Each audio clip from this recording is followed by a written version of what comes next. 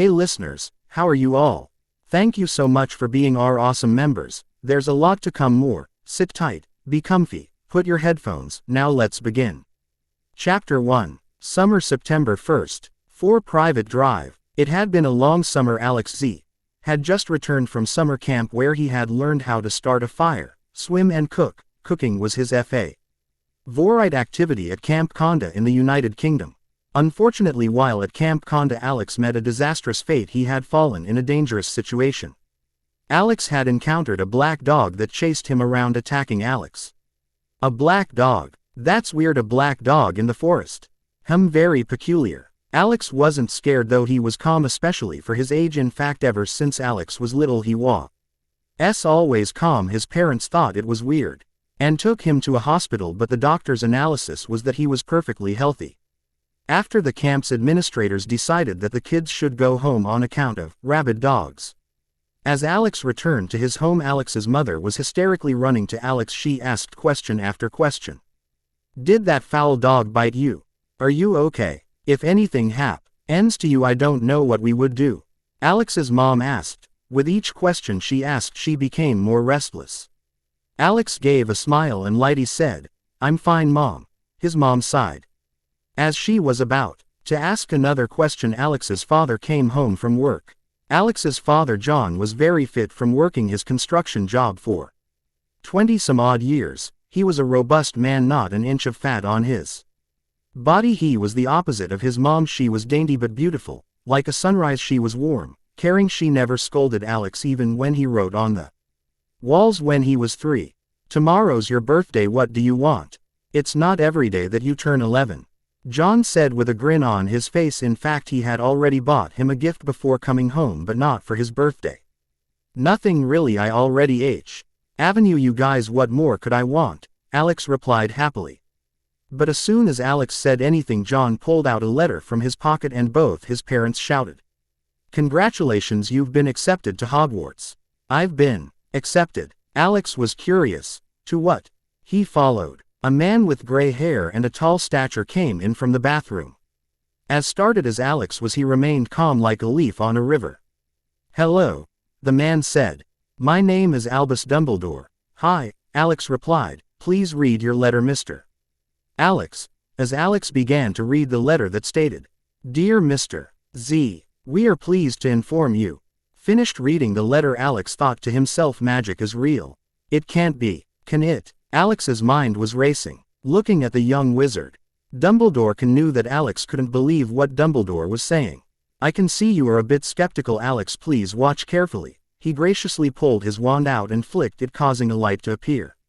Alex couldn't believe it, but it was irrefutable. Magic is real. This is the Lumos, a charm taught at Hogwarts. Do you want to learn it? Alex nodded, unable to say anything. It was the first time he had ever lost his composure. "Well, today is the last day for registration at Hogwarts. We must get going. I have already talked to your parents about your acceptance in Hogwarts. They agreed as long as you agreed, and that settles that." Dumbledore solemnly chuckled. "Can I?" As Alex was about to ask for permission, his father interrupted and said, "Go, just give us a hug and take this gift I bought you. Don't open it yet till you're done getting your supplies.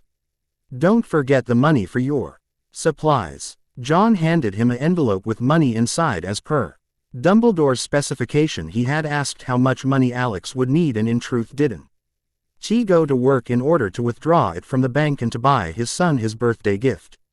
Dumbledore interrupted. "We should hurry, someone waiting for you." "He wanted to wait for you so you can enter on the same day." Alex hugged his parents and followed Dumbledore out the door and into a black car. It wasn't a magical car, as where they were headed wasn't farther than a 5-min car ride. As soon as Alex opened the car door, he saw someone familiar wearing glasses and a thunderbolt-shaped scar on his forehead. It was Harry, his friend. They only played together a couple times throughout the year because the Dursleys wouldn't allow him to leave the house, so he would sneak out to play with Alex. Even though he was a year younger than him, they played video games inside the Z residence. "Are you a wizard too?" questioning Harry. "Yes. Sorry, I didn't tell you. We're not supposed to do magic outside of Hogwarts." Alex whispered to Harry. "Is that why you could open the door to my house when I got locked out my house?" Dumbledore, driving the car, pretended not to hear them. Arriving at Charing Cross Road. "Here we are, the Leaky Cauldron." Harry, please show your friend where to get his supplies. I'll see why. Oh, you guys at Hogwarts, Dumbledore directed Harry. Yes, Professor Dumbledore, replied Harry while exiting car. As Alex began to read the letter, Harry stopped Alex and said, we should go exchange your mo. Nay, at Gringotts Muggle money isn't any good in the wizard world. Alex nodded and followed Harry along the way. Harry explained how short the goblins looked. They had long ears, long noses, long nails, and fingers. Everything about them was long except for their miniature stature. After arriving at Gringotts, Harry told him to go exchange his money by himself so that Harry can go buy Alex's other supple items such as his robes and clothes, so that they can save time since today was Hogwarts' first term. Begins today. After a troublesome exchange of money, Alex made his way outside. He didn't see his friend Harry, so he decided to wait. Chapter 2. Wand. Chapter 2. After what seemed like about 6 minutes, Alex decided to look around. As he walked through Diagon Alley, he stumbled upon a shop. Ollivander's wand shop. Alex whispered to himself. Alex opened the door and entered. Hello, you need a wand, I presume, said the mysterious elderly man in front of a counter.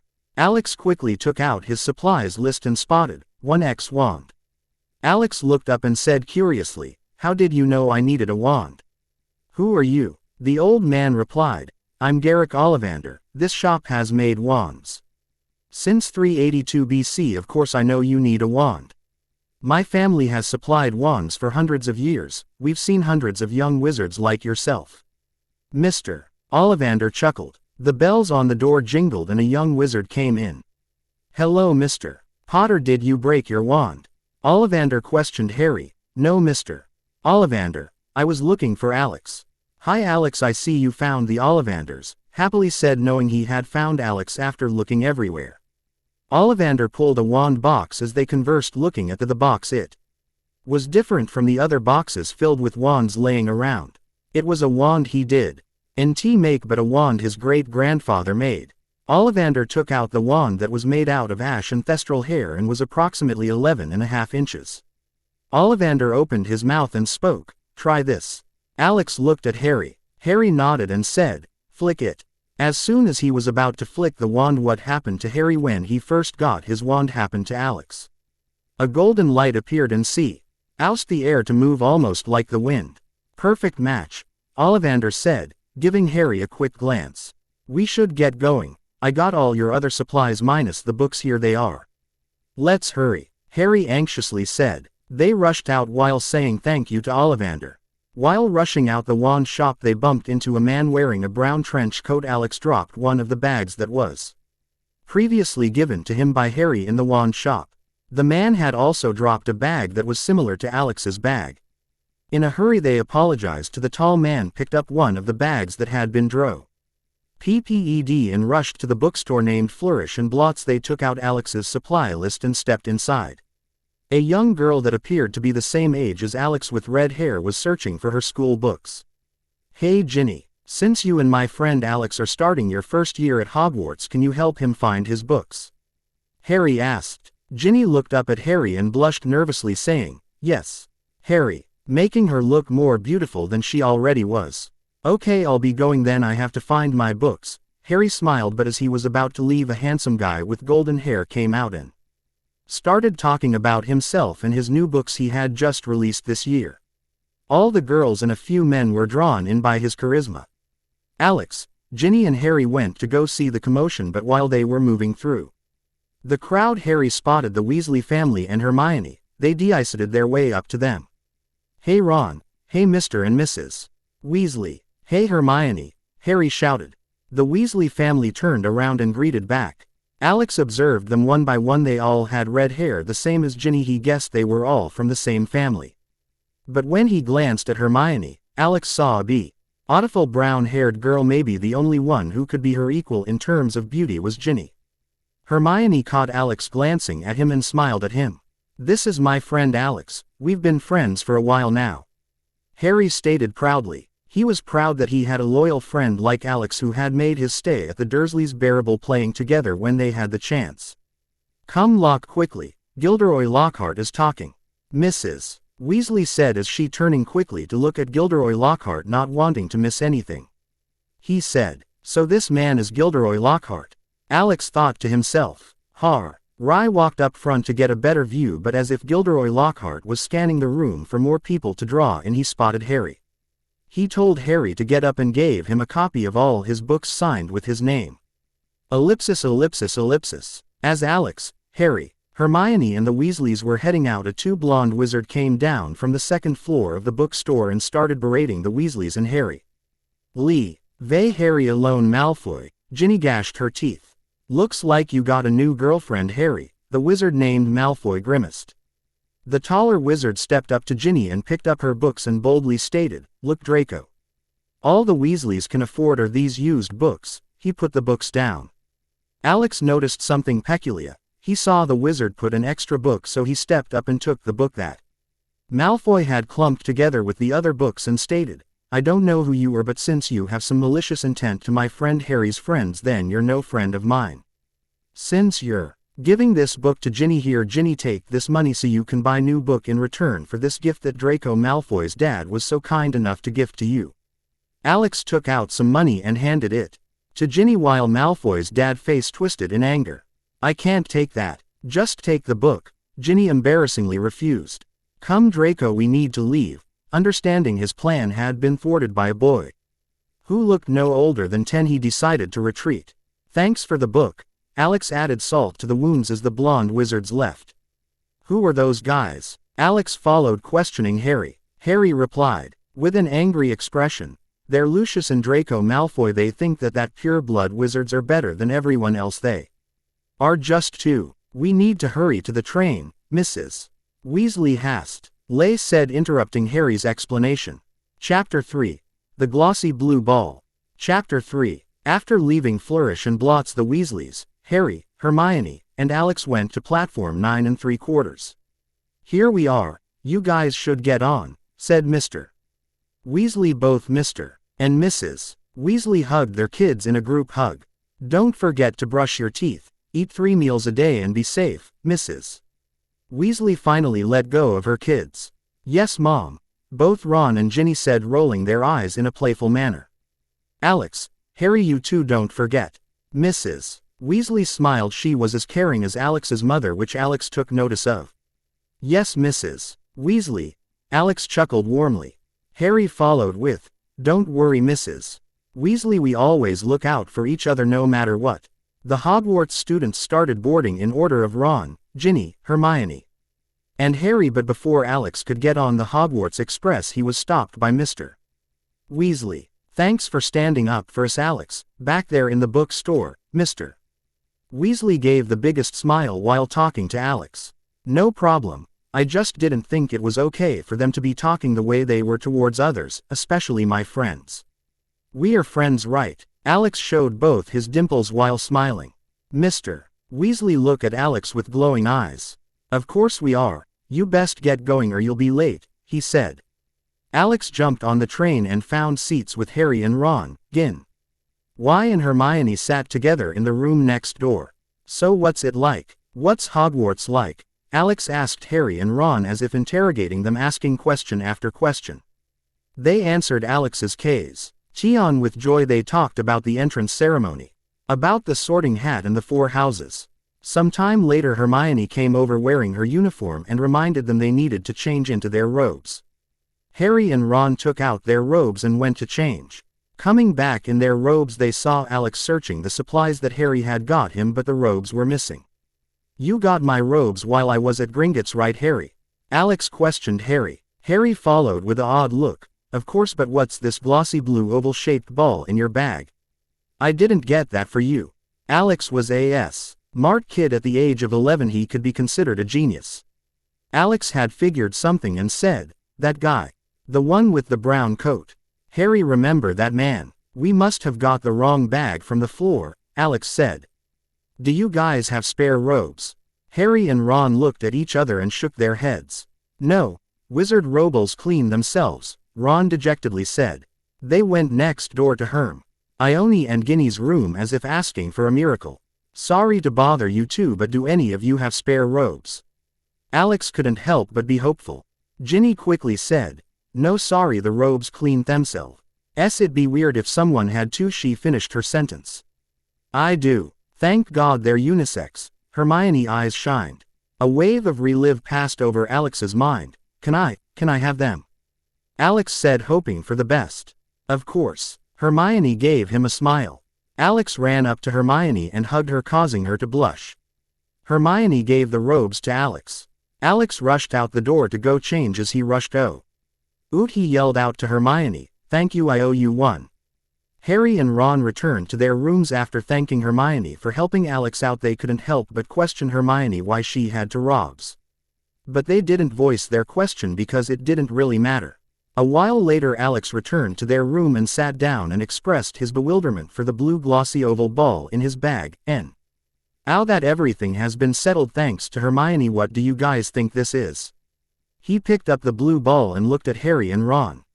We were just talking about it, Harry stated. Yay, we don't know what it is, Ron added. Alex thought to himself but didn't seem to worry much about the blue ball, so he put it back down. Well then, Emma, read while we're on the way to Hogwarts. Alex pulled out a book and began to read, not waiting for reply, and began reading. Alex didn't struggle much while reading due to his photographic memory. Alex was his parents' greatest joy. He always made them proud. Since he was little, he got straight A's. Looking at Alex flip through the pages in less than 15 seconds, Harry and Ron couldn't help but think to themselves, he's either a genius or like a picture book. On the way to Hogwarts, the candy trolley, they spent a good amount of money on it. Enough candy to last the whole ride to Hogwarts. Hogwarts Castle Headmaster's chambers. Why did you go personally to the Z's residence?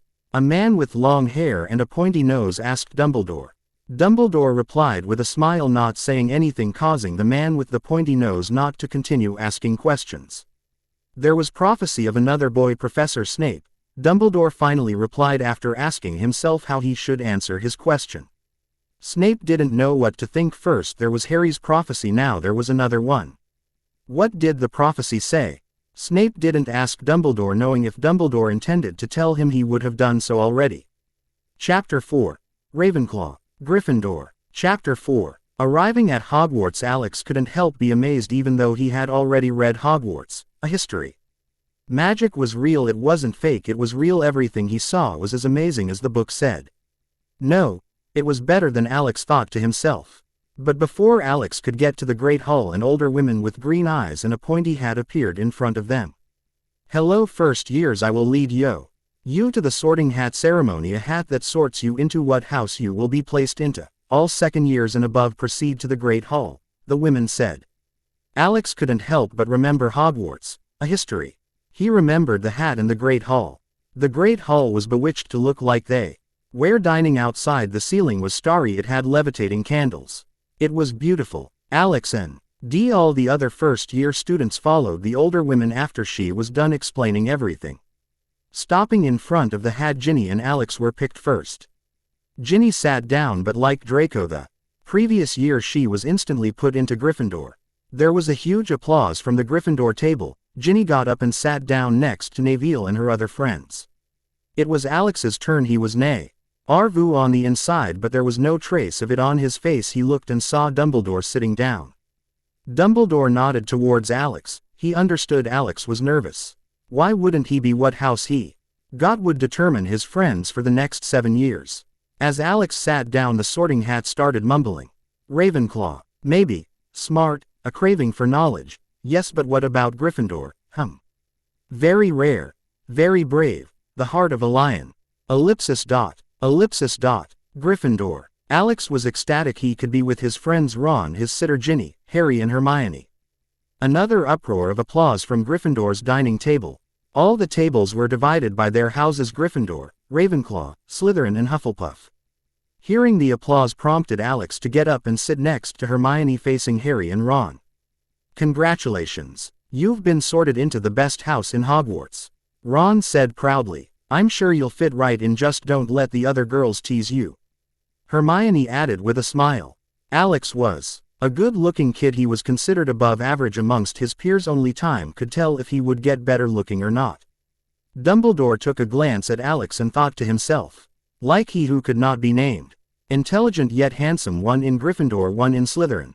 Only time will tell which path of the prophecy he will take. After a couple of hatstalls, students who took longer than 5 minutes to be sorted into their house and the rest of the first-year students were sorted. Dumbledore shouted, "Now that all the students have been settled in, let the banquet begin." Hundreds of dishes full of food appeared on the 4 dining tables. All the students ate till they were full, some even had to adjust their robes in order to fit more delicious cuisine. Alex couldn't help but start to get a bad feeling in his stomach, like something bad was about to happen. 4 Private Drive Z. Residence. How do you think our son is doing? Do you think he's eating N? Knock knock. A knock came from the door. John Z. went to check it out, but when he opened the door there was a stick-like object approximately 10 inches staring him in the face. "Where's the boy?" The and wearing a brown trenchcoat stood on the other side of the stick exclaimed, "Forget it, I'll find him myself." Avada Kedavra. The man followed, shouting with a green light in front of the stick. John Z. fell lifeless on the ground, creating a thud, causing Sam, John's wife, to check the front door. What did you do to John?" Seeing John on the ground, Sam yelled in crying pain, hoping for her husband would get up. She kneeled down to John. Another green light came from the stick. "It's a wand, the same as Dumbledore's," she thought to herself. After the spell was completed, another lifeless thud pursued. "Damn it, he's not here." The man grunted angrily. After searching the house he could only find empty rooms. Hogwarts hallway approximately 2 hours later. All the Gryffindor students "Allow me." Percy Weasley said, a perfect who was Ron's brother. Ron was proud of Percy, so he talked about him in the Great Hall earlier to the new students, including Alex. They finally got to stairs. No. Just any stairs, they were the grand staircase. "Don't stand around. You'll get lost very easily," Percy warned. "Follow me." The red-haired Percy followed his previous statement. They finally got to a painting. "Password please," the figure asked. "Grasslake," Percy replied. The painting swung open and refueled a passageway. All the students followed Percy in. Percy directed them to the Hogwarts common room and the boys' and girls' dormitory. Alex went up to his room to find his stuff neatly laid on his bed, spotting the glossy blue ball. Alex went up to pick up the ball. He got the same pain in his stomach. No, his heart this time. It was his heart. Alex could sense something had gone wrong, but what? A boy rushed in where Alex was staying in and said, "You're Alex, right?" "Yes." "Why?" Alex replied. "Dumbledore is looking for you. You should hurry to him," the boy replied to Alex's question. Alex put the glossy ball in his pocket and went to Dumbledore's chambers. Alex asked for directions along the way, as he didn't know where it was located. Chapter 5. Blue. Chapter 5. This is where I start to add new small elements to the Harry Potter universe. Arriving at Dumbledore's office, Alex couldn't help but take notice of the Griffin statue in the entrance to Dumbledore's chambers. It was majestic. Alex couldn't help but think to himself, "Alex," a distinct voice called out, "you didn't waste any time getting here." The voices followed its previous statement. "Is that you, Professor Dumbledore?"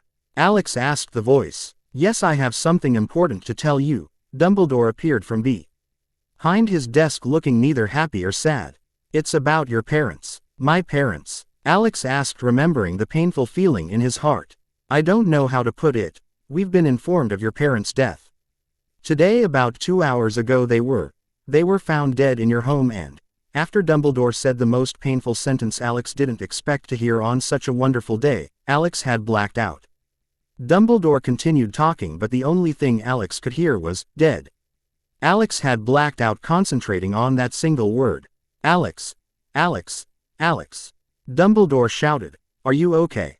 He followed. "Yes, Professor, I should get going." Alex left the room distraught. On the way back to his room he faced the floor the whole time, not bothering to look up at anything or anyone. He was heartbroken. Arriving at the common room, Ron and Hermione were sitting down. They took notice of Alex. "Are you okay?" "What's wrong?" Hermione asked with concern in her voice. Alex forced a smile, said, "No, nothing's wrong. If there's nothing else, I'd like to get some rest." Alex walked up to his room. When Alex got to his RARS, there was no sound, just bitter tears. Alex fell asleep with tears on his cheeks. The next morning Alex woke up pretending nothing happened so his friends didn't question him. Alex walked down to the common room. We need to get to defense against the dark arts class, Harry told Alex. Alex nodded and followed Harry to the class. Harry took a seat next to Ron. Alex took his seat next to Hermione. I guess you and me are partners, Hermione smiled. The students who sat toget her were partners if group work was involved. Before Alex and Hermione started to converse, a man came out. It was Professor Lockhart. He gave one of his charismatic smile he does every other min. That's our teacher. Alex gave a wry smile while thinking to himself. Isn't he wonderful? Hermione sighed looking at Professor Lockhart. I don't know, there seems to be something off about him. I can't figure it out, Alex said, not minding what Hermione said. A few movements later the class started, but no matter how hard Lockhart tried to teach, it didn't work. He failed over and over again. Finally class is over, Alex stated. Emma, go to my next classes. I'll see you there then. I'll actually learn something. I'll see you, Hermione. Alex left the classroom and headed to his classes. After finishing the rest of the classes he headed towards his room. He had remembered the gift his dad had given him. He took it out and unwrapped the gift. It was a watch. It had a leather strap and a golden colored watch face. Whether it was real gold didn't matter, it was the sentiment that counted to Alex. Alex remembered his father's face. His eyes started tearing up, but he held it in. All right, enough of this. The mourned shall be mourned and the living shall continue living. Alex put on the watch that he was given on his left arm. All right, let's say what he have here. Alex pulled out the black notebook and opened it. There's nothing here. Maybe it's a magic book, Alex thought to himself. Hello. Alex wrote at the book. Hello, my name is Tom Riddle. What's your name? The book replied. Alex wasn't startled, instead he was amused. But he knew to be wary since it was a gift from his enemies. Tom Riddle. Well, you must be a useless. I mean, how useful can a book be? Alex began probing Tom Riddle, ignoring Riddle's questions. Useless. Tom Riddle thought. You think I'm useless? Observe, take that ball out of your pocket. Alex acted stupid, taking the oval ball out, as to avoid suspicion.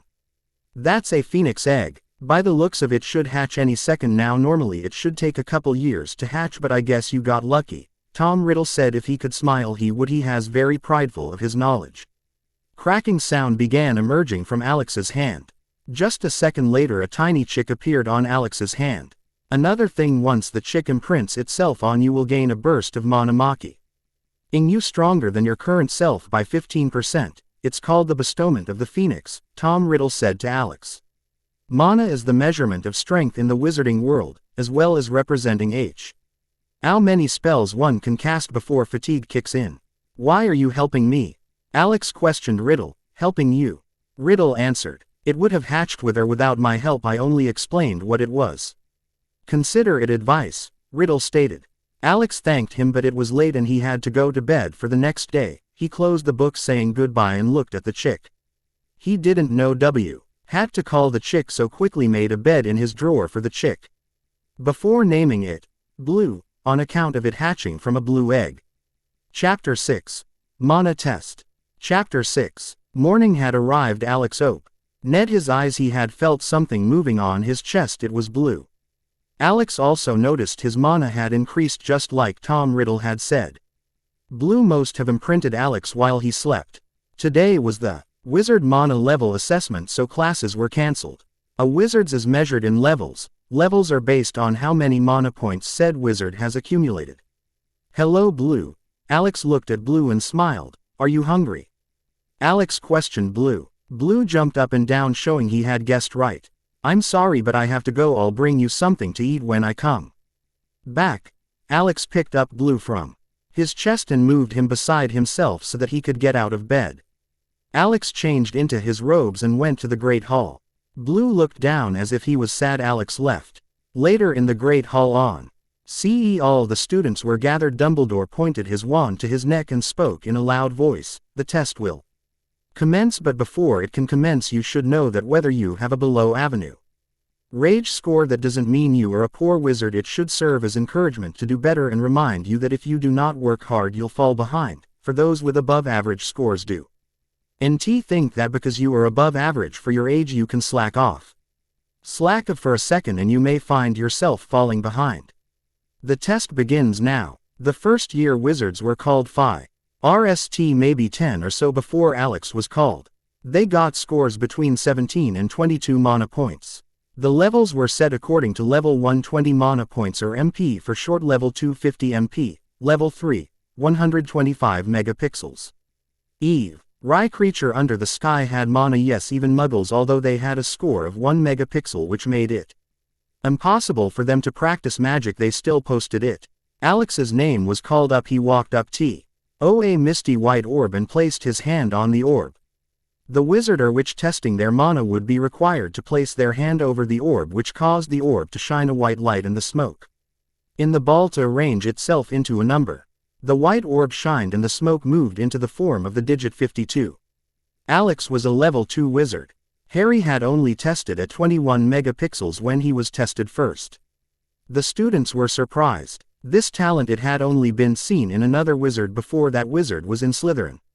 A wizard advancing 3 levels every year would be the average for students, but Alex was already level 2 in the 3rd day of school. It was incredible.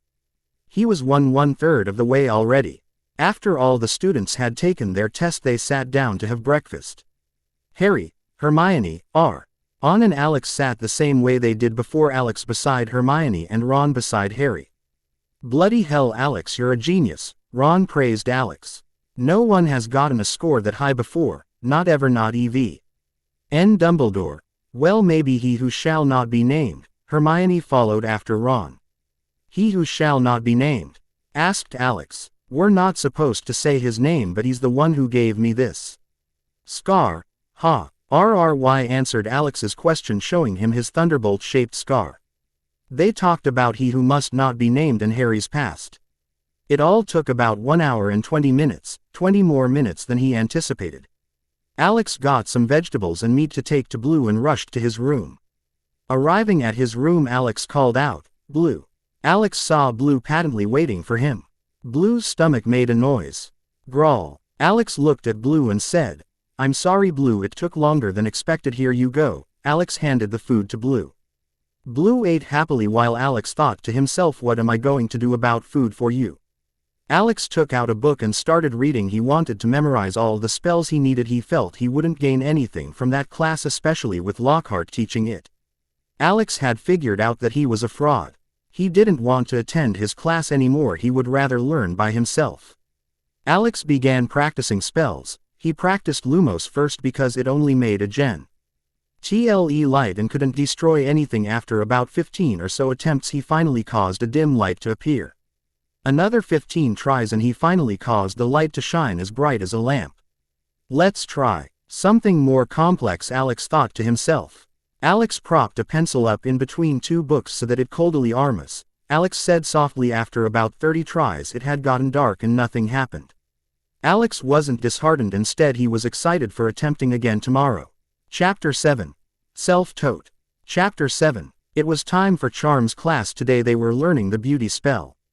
Alex was sitting once again with Hermione since Ron and Harry had a different class. Unfortunately, the 4 friends were separated. Alex flicked his wand at Hermione and casted the beauty spell, but nothing seemed to happen. But not because Alex didn't know how to cast spells. Wow, Alex said, my spell isn't working. I wonder why. Alex said, a little agitated due to the spell not working. Are you saying it's my fault? How could it possibly be my fault? Hermione rolled her eyes towards Alex. Alex replied with a smile. Well, it's not my fault. You're already beautiful, Hermione. How can something rated a 10 go higher than the denominator? Alex chuckled. Hearing that caused Hermione to turn bright crimson red. Professor Flitwick called out, remember, don't forget to flick your wands. The class passed quickly. WITH bookworms helping each other in casting charms. It was time for potions class with Professor Snape. Hello, Mr. Z. Professor Snape greeted Alex at the door. Don't think that because you have a high affinity for magic that you can create potions with ease. There will be no wand waving in my classes, he followed with cold words. Thanks for the reminder, Professor Snape, but if you don't mind, I'd like to get on with class 1. Don't want to be here too long. I have a pet to feed. Alex smiled, moved inside and took a seat. Class had started. The The first one to create the pepper-up potion can. Leave early, all the ingredients have been prepared for you. They are a bicorn horn and a mandrake root. Use your potions book and begin. Snape gave a glance at Alex after speaking. Very well, all AC. Accept your challenge, Alex thought to himself. He took out his cauldron and started heating it to the exact temperature it needed to be. Alex had already read the basics potion books before coming to Hogwarts. On the train he remembered everything that needed to be done to the letter. Alex crushed what needed to be crushed. He prepared the ingredients masterfully. Putting the ingredients into the cauldron, Alex waited and waited till the potion was done. He poured the potion into a flask, walked up to Professor Snape and said, "Here you go, I'll be taking my leave, thanks for your instructions, Professor Snape." Alex walked out and headed to the library. On his free time he took out a book on advanced potions making and a book on mana basics. It only took him about 5 minutes to rent the books out and head to the Great Hall to get something for Blue to eat. Another 15 minutes went by while going to his room to feed Blue, and back, a total of 10 minutes extra for him to open the mana book. Chapter 1. Boss C2 Increasing Your MP, the book stated. As Alex flipped through the book, two things caught his eyes: improving MP by gathering it from the air over time, and improving MP by strengthening one's body to permanently increase the MP absorption rate. The first one was obviously the easiest, but it had the least gains. The second one required you to strengthen your body to increase your body's efficiency in absorbing MP. It brought permanent gains. Naturally, Alex decided train his body. 3 months had passed. He had trained every day. For those 30 days he practiced his spells. He learned how to cast the Accio, the charm to summon objects to the wizard, and Depulso, that repels objects away from the wizard. He got up early in the morning to train his body. He had finally reached level 4, which required a total of 280 megapixels. Alex had just barely accumulated 280 points. Today he could be considered a second-year student. He was a prodigy. Alex had a pretty sturdy body as well. His muscles were starting to show, which caused the witches in class to glance at him, eyeing him up and down. Alex could be considered number 1 in the first years. Although acquiring MP would get harder and harder with each level, Alex's teacher expected he would reach level 6 by the end of the year. The Gryffindor first years looked up to him like their role model. They often go up to Alex asking for guidance on casting spells. Chapter 8. Dueling Club. Chapter 8. December 17, 1992. There were many ways to increase one's MP. Alex needed to do some research. He needed to find a better way of gathering mana. What he needed was a formation. Alex had read about formations over the 3-month period but couldn't find anything more than the description of helping mana gather in one place. As no formations in any of the books at Hogwarts, they must be quite rare, Alex had thought to himself. Unfortunately, Christmas was a couple days away. Alex didn't have the time to train like he did before. He still trained his body like before but could practice spells as much as he did. Today Alex didn't have any classes with any of his second-year friends due to the way classes were arranged. Students from first and second year share some classes, while third and fourth year would likewise share classes, and so forth. The classes would be arranged like that till 7th year, when students would learn the most arduous and difficult tasks. Said 7th year student would be complex, very complex, possibly dangerous. After classes had finished classes, he tried probing his friends, but no matter how hard he tried, he couldn't figure out the perfect gift. Blue had grown to his adult size. It would have been difficult to keep Blue a secret due to Blue reaching adulthood if he already hadn't been caught by Anya. Their student. Fortunately, he was allowed to keep Blue. Dumbledore had allowed it. Dumbledore had told Alex it would only be fair that he could keep Blue. Dumbledore also had a phoenix of his own after all. Alex went to his room to take a nap. He woke up 15 minutes later. After Alex had woken up, he thought long and hard before he came to the conclusion that he should probably ask his friends directly. Alex went down to the Gryffindor common rooms to see if anyone was there. No one was there. In fact, Alex hadn't seen anyone the whole morning. That's odd. Alex spoke to himself. He looked around the room, only now noticing the poster on the wall of the room. Alex read the poster to himself. Lockhart's Dueling Club. How did I miss this? Alex thought to himself while grinning. Alex had trained for Months he wanted to see his strength with his own eyes. He knew that he was 4th-ranked wizard. The teachers thought he was above average. They thought he was a level 3 wizard. Alex headed to the directions to the address stated on the poster.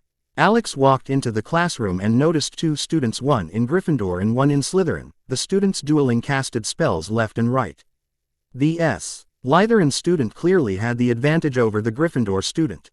Flipendo. The Slytherin student shouted, knocking the Gryffindor student back as it was the knockback jinx.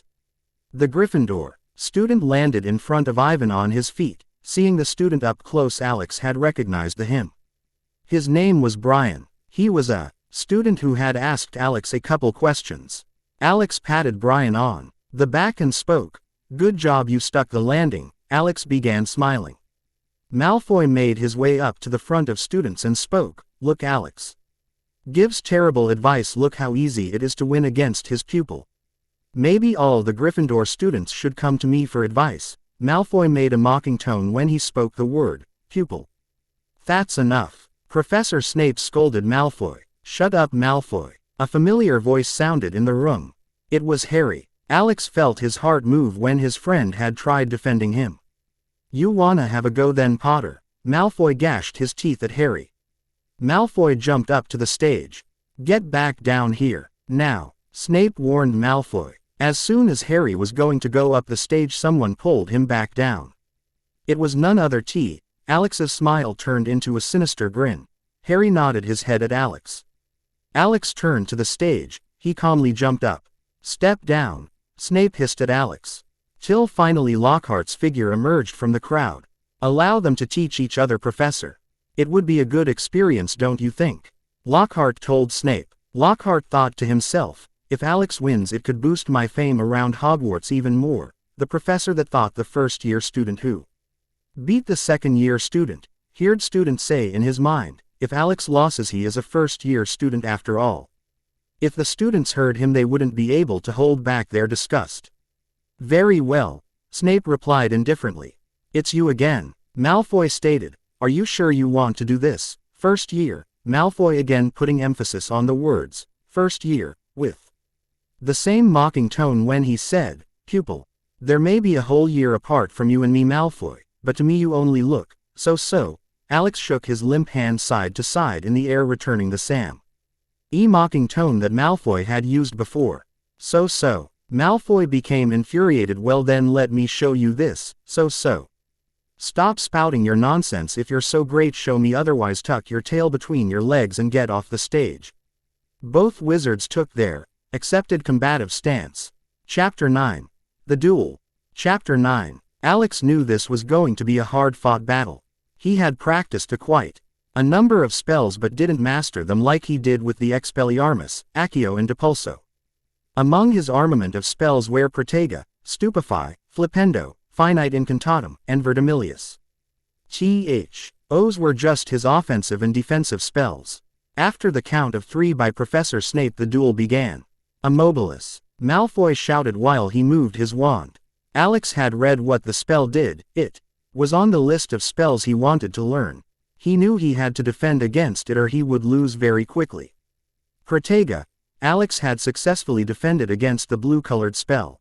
Malfoy was stunned for a second. He didn't think that a first-year student would be able to block the spell so casually. Malfoy knew if he took Alex lightly he would most likely lose. In truth, Alex had struggled to put up his defense in time but didn't show a hint of weakness on his outer appearance. If Alex wanted to win, he needed to go on the offensive. He knew Malfoy had more mana than himself. If it was a battle of attrition, Alex didn't have a chance of winning. Alex quickly moved his wand, casting one spell after another, but Malfoy either reflected them or countered them. Alex was running out of mana too fast. He needed to win right now or he would lose in the next 3 spells. Alex knew he could only win if he made Malfoy drop his guard. Alex shouted, "Flipendo," but quickly cancelled the spell, which caused the light on his wand to quickly flash for a second, appearing like he had consumed his mana. "Ha ha ha. Looks like you've run out of magic. The win is mine." Malfoy brandished his wand, but before he could say the next spell, Alex quickly shouted at the top of his lungs, "Verdimillious." Green sparks filled the stage. Alex used the rest of his mana in one final shot. Luckily it wasn't in vain. Alex's spell landed on Malfoy's chest. Malfoy was sent back a couple feet, lying on his back unconscious. Shortly after, a thud was heard. Alex fell sideways. He had used up all his mana he needed to be taken to the infirmary. The Gryffindor students took Alex to Madame Pomfrey, the school's nurse. "Where am I?" Alex woke up feeling extremely weak. Alex looked around and saw his friends Harry, Hermione and Ron. "That was amazing, Alex. You won against Malfoy in the duel by a hair." Ron spoke after seeing Alex woke up, not bothering to answer his question. "You've been unconscious for 3 days. You're in the school's infirmary." Hermione answered Alex's question. An old lady wearing a nurse's outfit came beside Alex and spoke. "Here, drink this." The lady handed Alex a flask with blue liquid in it. "It's a mana recovery potion, drink up," the lady wearing the nurse outfit gently said. Alex took a sip out of the flask, but he didn't expect it to taste so awful. He spat it out in Ron's direction. Ron's face was drenched in the mana potion. "You didn't expect it to taste like blueberries, did you? Well, you still need to drink it," the nurse said, then left. She had other students to attend to. "Sorry Ron, I didn't do it on purpose. I promise." Alex looked at Ron with an embarrassed look. Ron cleaned his face with napkin. "I'ma go shower, I'll see you guys later." Ron left first. "We should probably get going too. Alex needs to rest." Hermione looked at Harry after speaking. "Wait." Alex stopped them before they left. "What do you guys want for Christmas?" "I can't figure out what you guys would want." Nothing really, we're okay, you don't have to get us a present." Harry spoke for both himself and Hermione. "What about Ron or Ginny?" Alex asked about what he should get Ron and Ginny. "Probably nothing. The same thing as us," Harry replied to Alex. Alex scratched his head. "But it's Christmas, I have to get you guys something," Alex spoke. Both Harry and Hermione shook their heads side to side. "What about you, Hermione? I owe you for the robes," Alex asked again, but this time it was only directed at Hermione. Hermione began pondering what she wanted. It was true, Alex did owe Hermione. "How about something violet?" She finally answered. Both Harry and Hermione left the infirmary. Alex realized that violet must have been her favorite color. It was too vague, Alex thought to himself. "Violet. Something violet," Alex muttered to himself. It would take about 3 days for Alex's mana to recover since his body had become weak and inefficient at absorbing mana, hence it required the mana potion. Chapter 10. Some magical items. Chapter 10. December 20th, 1992. After 3 days Alex had regained his mana. He walked out of the infirmary and went to his room. While he walked the halls, Alex could feel the gaze of other students, but they weren't gazes of hate, they were the gazes of admiration from the first-year students. When he got to his room, he walked over to the window and opened it. Being cooped up on a bed made him want fresh air. Alex then sat down on his bed. He remembered the duel he had with Malfoy. He had struggled to win against his opponent. He wasn't satisfied with his current strength, he needed more power, he remembered. A thought struck Alex. He remembered Tom Riddle. He decided to try and probe something more useful out of him. Alex took out the book from his drawer and began writing. "Hello, Tom," Alex had written in the book. "Hello," Tom wrote back. "Do you know anything about formations?" Alex wrote again. "Formations? Sure, just open your mind to me and I'll show you." If Riddle could grin, he would have.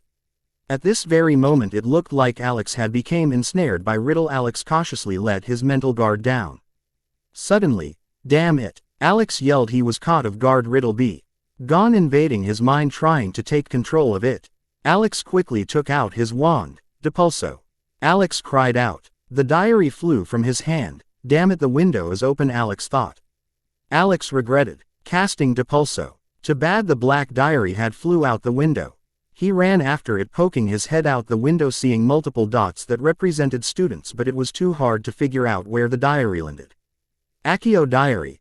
Alex shouted anxiously, but the diary didn't return to him. The diary was gone. "Damn it, I'll worry about the book later. I need to figure out what to give Hermione for Christmas," Alex thought to himself. Alex decided to wait for Christmas holidays to return home to visit his parents' grave. Dumbledore had told him where they were buried just in case he wanted to pay respects to his parents. He could also take a look in Diagon Alley to see if anything, Violet, caught his interest. Alex went to class lick body like usual and studied like usual till December 25th came. Christ. Moss had come and it was time to make the decision of either going home or staying at Hogwarts. Naturally Alex chose to go home. You're going home. Ron and Harry came across Alex packing his luggage and asked Alex. Yes, Emma, go visit my parents. Alex smiled at Ron and Harry. I'll catch you guys after 2 weeks. Both Alex's friends left. Alex finished packing and left to the Hogwarts Express. On the train he took a nap while he arrived at King's Cross Station. Arriving there he paid taxi driver to bring him to the Leaky Cauldron. In a graveyard not far from the Z residence there a lone figure stood in the middle of the graveyard. The figure wore a brown trenchcoat. Does this kid not care about his parents? He should have got the news already. Why hasn't he come? The man in the trenchcoat had waited a long time to ambush Alex, but Alex never came. I'll wait another week, otherwise my plan won't bear any fruit. I need that damn bird. The trenchcoat wearing man growled. Alex had arrived. At the Leaky Cauldron he entered it and made his way into Diagon Alley. He needed to buy something that could contain enough space. Like a house did. Alex wanted to move out of his house. He didn't want to live where his parents had been murdered. He looked around in Diagon Alley. He finally stumbled upon Wiseacre's wizarding equipment. He stepped inside and looked around for a few moments before he finally found a suitcase. The suitcase had a house built into it. It was a 2-story house with 5 rooms and 2 bathrooms, 1 downstairs and 1 upstairs. It was a little bigger than Alex's current house with one extra room, and it came complete with furnishings. Alex picked up the suitcase and looked around for Hermione's gift. After a while he had found a couple of pens. There was a sign in front of the pens that said, "Refilling magical ink pen." There was multiple colored pens, but the one he was looking for was a violet pen. Aha, found you. Alex picked up the pen and took it with him to the front counter. Will this be it? The man behind the counter asked. Yes, sir. Alex replied to the man and paid for the suitcase and the pen. When he got outside he opened the suitcase and tossed the pen inside. It was time to go to his house and take all his belongings. Alex paid for another taxi to drive him to his house. When Alex arrived he asked for the taxi driver to wait outside for him. Alex entered his room and took all his clothes and tossed everything in there. Magically everything tossed in the suitcase would land safely in a corner of the living room so that the suitcase's owner can arrange it later by him or herself. After Alex had taken everything he wanted to take he went out and back in the taxi, where he would drive to his parents' grave. Chapter 11. Second Chance. Chapter 11. Alex walked through the archway of the front entrance of the graveyard. Making his way through the graveyard, finally arriving at his parents' tombstones. He kneeled down and started apologizing. He had forgotten to tell them how much he loved them before he left to Hogwarts. He only gave them a hug. He couldn't stop his uncontrollable sobbing. Why are you crying, you stupid brat? They're already dead. You killed them, don't you know? A mysterious figure wearing a brown trench coat came out from behind a tombstone. Alex stood up to face the stranger. What do you mean? Alex questioned the stranger. Who are you? Alex once again asked the man. If you wouldn't have stolen my phoenix egg, your parents wouldn't have died. The man ignored Alex's second question. Alex, enraged, had taken his wand out. Where's my bird? I know he must have hatched by now. The man demanded Alex to answer his question. Alex was done talking. He began sounding out a spell. Stu.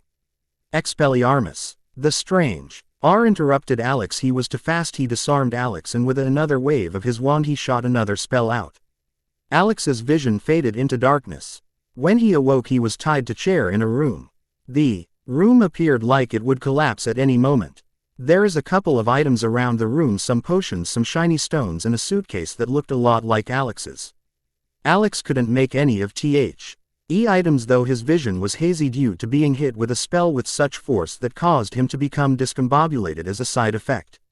Some steps were heard as someone moved closer and closer to the room Alex was tied in.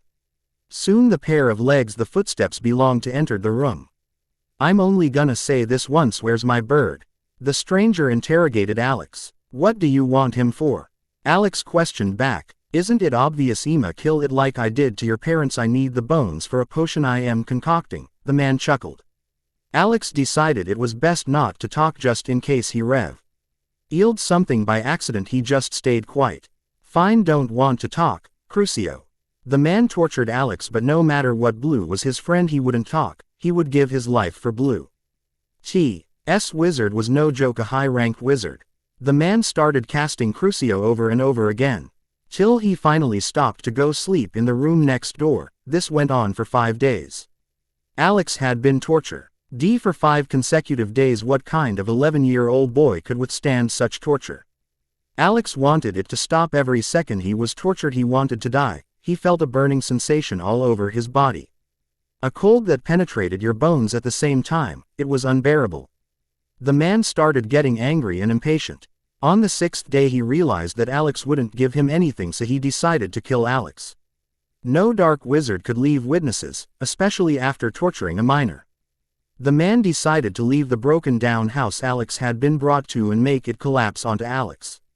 To make it look like an accident, he had already killed 2 muggles. He didn't want the investigation to go any further than it already was. The man used the spell Bombarda Maxima on the house, causing the house to collapse onto Alex, crushing him. Alex once again fell into darkness. "Hello, Alex," a voice sounded in Alex's head. "Am I dead?" Alex asked the voice. "No, you're in a place in between death, put it simply as limbo." "Oh, who are you?" Alex asked, not really caring if he died or not. Alex endured too much for 5 days. "I'm a wizard like you. I've come to help you, but I won't do it for free. I'll call for you in time when I need you," the voice spoke in his head. "Help me? How would you help me?" Alex questioned the voice once more. "I want to put a formation on your body. It will cause the mana in the air to rush to you once you've used even a percentage of you mana. Obviously it will only replenish your mana instantly. If your body absorbs too much mana, it can have disastrous consequences. Think about it like going boom," the voice chuckled. "Formations? How could you possibly have formations? Especially something as overpowered as this." Alex didn't believe the voice. The voice resounded once again. "Kid, you need to understand there's existences that are far more powerful than Dumbledore or your shell. Forget everything that you thought you knew, not that you know very much. Anyways, do you want go back to the world of the living with my gift or not? Also, I forgot to mention I'll heal your body completely, that way you can walk." The voice was very prideful as he spoke to Alex. Alex nodded. Alex wanted revenge, and now he was given a chance to take it. He had to live in order to take his revenge. His consciousness instantly got transported back to his body. His body was no longer crushed under the rubble of the house, instead it was healed. Alex stuck a hand out of the rubble and made his way out into the light of the moon. He looked at his body. There were tattoo markings all over his body. There was a tribal line on each of his arm and leg that led to the center of his chest. His chest had runic symbols. "I thought I'll be 2 weeks long since they had just entered school." Alex looked through the rubble and picked up his suitcase. He needed to get to King's Cross in before the train left tomorrow morning. All students were required to return home in a week. Counting the 25th when Alex left Hogwarts, it had been 6 days. Alex jumped into his suitcase house and changed into some clean clothes and headed to the Hogwarts Express.